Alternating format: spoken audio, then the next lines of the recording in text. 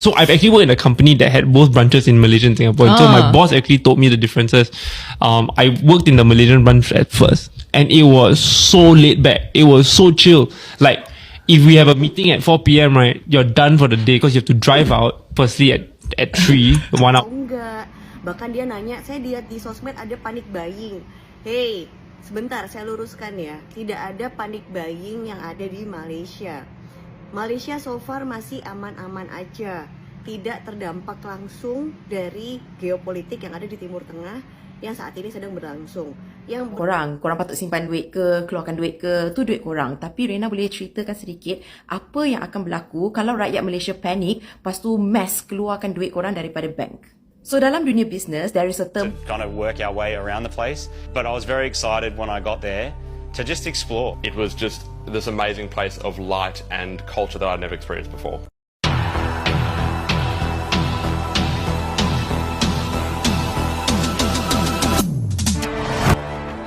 Malaysia. Dari luar nampak tenang. Jalan masih sibuk, kedai masih buka, kehidupan berjalan seperti biasa. Tapi kalau kita perhatikan betul-betul, ada sesuatu yang sedang berubah. Perubahan yang perlahan, tapi pasti. Bukan perubahan yang bising, bukan yang viral, tapi yang diam-diam memberi kesan. Persoalannya, kita sadar atau tidak, atau kita hanya akan nampak. Bila semuanya sudah terlambat, ada masa untuk berbual, ada masa untuk keluarga, ada masa untuk diri sendiri. Hari ini, semuanya jadi cepat. Semua orang kejar masa, kejar kerja, kejar sesuatu yang tak pernah habis. Perubahan ini nampak kecil, tapi perlahan-lahan mengubah cara kita hidup. Dan tanpa sedar, kita mula kehilangan sesuatu yang dulu sangat dekat. Malaysia is about to experience something that hasn't happened in over 30 years. Starting 2029, Chinese New Year and Hari Raya falls in the same week. Malaysians already have a name for it, Kongsi Raya. Let me paint the picture for you. Number 1, Balik Kampung. Every year, Chinese New Year traffic is a nightmare, right? Every year, Raya traffic is also a nightmare. 2029, both. Same week, same highway, same plus toll. You're not going home, you're going to live on the North-South Expressway. Number 2, Ghost Town KL. You know that beautiful feeling when everyone balik kampung and sunny KL has parking, roads are empty, you feel like a king. In 2029, both sides go back at the same time. KL is going to look like a zombie apocalypse movie. Number 3, everything closed. Chinese New Year shops closed, Malay shops closed, Indian shops probably open but also confused. And Mamak, honestly, nobody actually knows what Mamak does during Raya. Number 4, the holidays. Chinese New Year gives you 2 days off. Raya gives you 2 days off. Kongsi Raya, still 2 days, bro. You thought the government was going to give you 4? You very cute, huh? Last time this happened was 1996. Most of you weren't even born yet. 2029 is going to be a national event. Start mentally preparing now. Book your highway slot. Stock up your freezer. What do you think? Rakyat Indonesia sekarang berbondong-bondong puji Malaysia. Bukan sikit-sikit, tapi sampai bandingkan terus dengan kerajaan mereka sendiri. Dalam artikel detik.com, mereka sebut satu persatu nama pemimpin Malaysia, Anthony Locke, Mat Hassan, sampai ke Anwar Ibrahim, dan semua nama ini dikaitkan dengan satu perkara, kejayaan Malaysia tembus Selat Hormuz tanpa tol. Kenapa ini penting? Sebab laluan itu sekarang antara paling kritikal di dunia untuk minyak dan gas. Bila krisis berlaku, tak semua negara dapat kelebihan yang sama. Malaysia dapat laluan tanpa bayaran. Ini bukan nasib, ini hasil diplomasi yang tersusun. Anthony Locke sahkan tiada tol, Mat Hassan urus hubungan luar, Anwar pula main peranan di peringkat tertinggi. Dalam dunia geopolitik, ini yang dipanggil leverage. Bila hubungan baik, laluan jadi mudah. Dan bila negara lain mula nampak perbezaan, itu tanda strategi kita menjadi. Living in Malaysia changed how I look at investing. It is not about growth, it's about how a country handles crisis. Malaysia is interesting when you look at one thing, how it behaves during crisis. If you really want to understand where to invest, you don't study the highs, you study the lows, you study the crisis that happens. Let's go back to the 2008 global financial crisis. Markets collapsed, economies slowed down, Malaysia was affected, but it didn't collapse. It stayed relatively stable and it recovered. Then came COVID-19 pandemic. Global shutdown and economic pressure everywhere. And same pattern happened. A short-term impact, then recovery. And this is the part where most people miss. It's not about avoiding crisis. Every country faces crisis. The real question is, how do they respond? Do they panic or do they stabilize and recover? And living here in Malaysia, you start to see a pattern. Stability, controlled response, then gradual recovery. And that is what serious investors look for. It is not perfection, but it's resilience.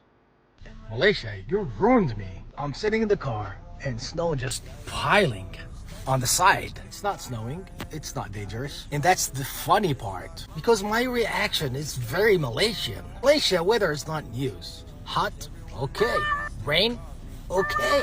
Life still jalan-jalan. And Malaysians always tell me, best time to drink Titanic? Rain time. Not because of rain, just because rain make things nicer. So now I see snow just sitting there.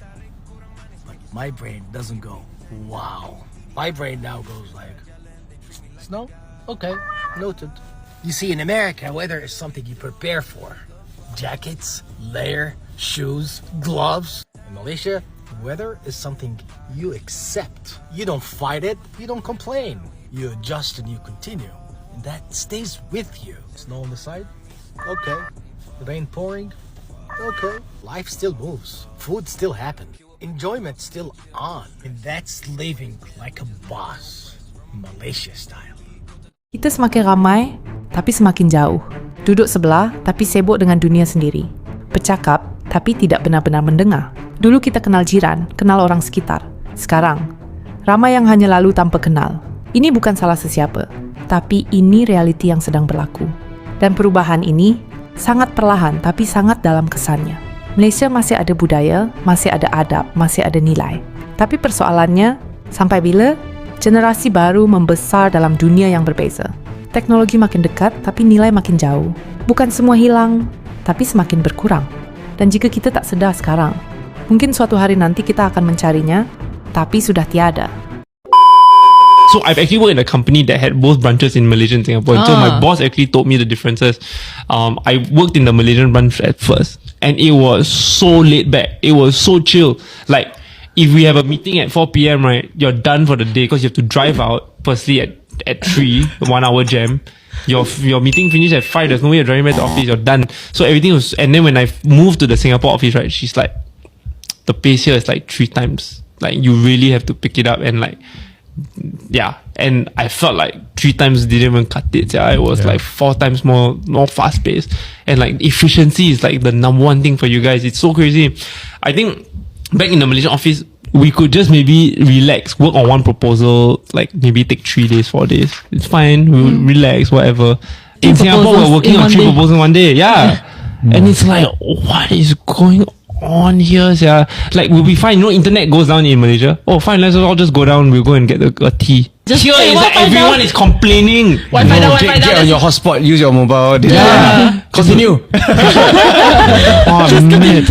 Halo, aku orang Surabaya, Indonesia yang tinggal di Malaysia. Jadi memang beberapa waktu ini ada kejadian geopolitik ya yang memanas antara Amerika dengan Amerika, Israel dan juga Iran ya. Dan memang secara tidak langsung pastinya akan mempengaruhi sebenarnya. Bahkan aku dapat DM gitu ya dari salah satu orang di TikTok yang tanya bahwa keadaan di Malaysia gimana? Nanti saya kalau jalan-jalan ke Malaysia bisa pulang atau enggak? Bahkan dia nanya, saya lihat di sosmed ada panic buying. Hey, sebentar saya luruskan ya. Tidak ada panic buying yang ada di Malaysia. Malaysia so far masih aman-aman aja. Tidak terdampak langsung dari geopolitik yang ada di Timur Tengah yang saat ini sedang berlangsung. Yang berdampak itu kenaikan harga, iya, karena sekarang kita beli bensin aja udah beda ya harganya. Yang biasanya saya beli RM2.60, sekarang RM3.80 untuk RON 95. Jadi nggak usah khawatir ya untuk teman-teman Indonesia yang mau melancong ke Malaysia. Insya Allah keadaan di Malaysia tidak terpengaruh, dan ini bahkan ada ya statement yang dikeluarkan oleh Kementerian Pelancongan di Malaysia bahwa di bulan Maret aja itu pengunjung Malaysia itu turisnya 2,8 juta orang dan malah kecenderungannya naik. Jadi insya Allah untuk teman-teman yang melancong ke Malaysia masih aman-aman aja. yang nggak aman tuh dompetnya ya, karena harga-harga udah mulai naik. Itu aja ya teman-teman, stay safe dan have fun di Malaysia. Rena tak boleh bagi tahu korang patut simpan duit ke, keluarkan duit ke, tu duit korang. Tapi Rena boleh ceritakan sedikit apa yang akan berlaku kalau rakyat Malaysia panik, lepas tu mass keluarkan duit korang daripada bank. So dalam dunia bisnes, there is a term called bank run. So apabila satu situasi berlaku yang menyebabkan rakyat dalam satu negara tu tak percaya lagi kepada bank system diorang. Somehow diorang percaya yang banking system dia akan collapse ataupun mata wang diorang akan jatuh. So benda tu jadi macam self-fulfilling prophecy, di mana disebabkan ketakutan, bank tu sebenarnya stable je, tapi disebabkan semua orang nak keluarkan duit dalam masa yang sama, benda tu yang akan menjatuhkan bank. Sebenarnya apa yang you takutkan tu bukannya penyebab bank tu jatuh, tapi disebabkan tindakan rakyat, disebabkan kita takut, itu yang menyebabkan bank jatuh. Because the reality is, bank, diorang tak simpan duit korang, berkepuk-kepuk duit dekat dalam bank tu. Most of it will be reinvested ataupun placed in other forms untuk security. So bila semua orang minta duit diorang dalam masa yang sama, of course you dah tak boleh supply the demand. So when that happens, that is when the banks collapse. Dan bila bank collapse, surprisingly ramai orang ingat dia berhenti kat situ je. Tidak. Bila financial system kita collapse, semua benda collapse. Sebab you dah tak boleh bayar apa-apa. You nak beli roti dekat kedai convenience store tu pun you guna bank. Betul tak? So you punya employer tak boleh bayar you, supplier tak boleh beli barang. Sometimes ada rembo-rembo yang cakap like, oh let's just collapse the bank. Yang penting kita selamat. That's not how it works, sebab kita memang dah ada sistem. Kalau kita tak ada cara untuk membayar, tak ada cara untuk berdagang, macam mana kita nak survive? And another thing, korang kena tahu tentang konsep fiat money. Basically, semua currency dalam dunia ni is technically fiat money. Maksudnya, money that is backed up by the belief that you can trade using that money. Selagi pengguna, orang ramai guna pakai currency tersebut, percaya dengan currency tersebut dan invest guna currency tersebut, itu yang akan membuatkan fiat money ataupun mata wang tu naik dan steady. So bila kita, rakyat Malaysia sendiri panik and then kita mass redraw duit, and then bila investor tengok daripada luar, oh rakyat diorang sendiri panik, rakyat diorang sendiri tak percaya dengan mata wang negara diorang, so investors pun diorang akan tarik balik duit diorang. Diorang juga obviously, naturally akan retract diorang punya investment, lagi jatuh mata wang tu. So in the end of the day, this is why panic is so bad. Rena faham sekarang ni semua orang tengah anxious. Tapi we need to understand sebagai warga Malaysia yang dalam banyak-banyak negara dalam dunia ni, kita sebenarnya ada posisi yang sangat unik dan sangat bernasib baik. Benda yang paling penting adalah untuk memastikan we stick together, we make good sound decisions supaya kita boleh last through these very challenging times bersama. Getting to Malaysia, that was a total shock to the system. I thought, Stacey, the first thing you guys are probably going to feel is the heat and the humidity.